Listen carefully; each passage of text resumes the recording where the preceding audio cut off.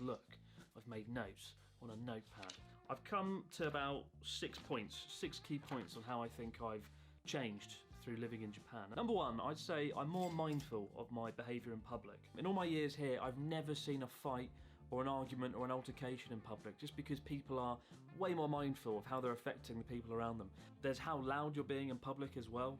You don't want to stand out in that way. And certainly as a foreigner, you do become a little bit hyper aware of what you're doing, and you don't want people looking at you, right? Because you already stand out a little bit. And as well as being more mindful, I'm also more polite. I think I say excuse me, sumimasen, about 500 times a day.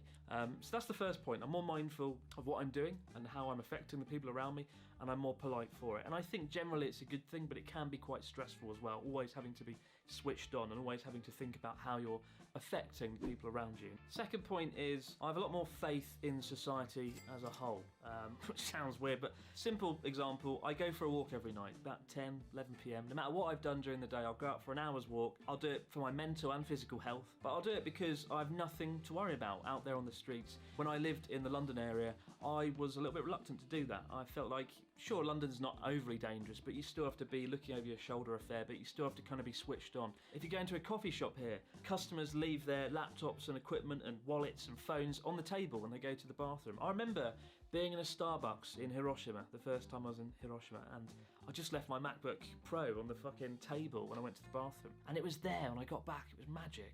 I just would not have had the confidence to do that anywhere else. Third point, I prefer sleeping on a futon than I do sleeping on a bed, which is ridiculous. I never thought that would be a thing, but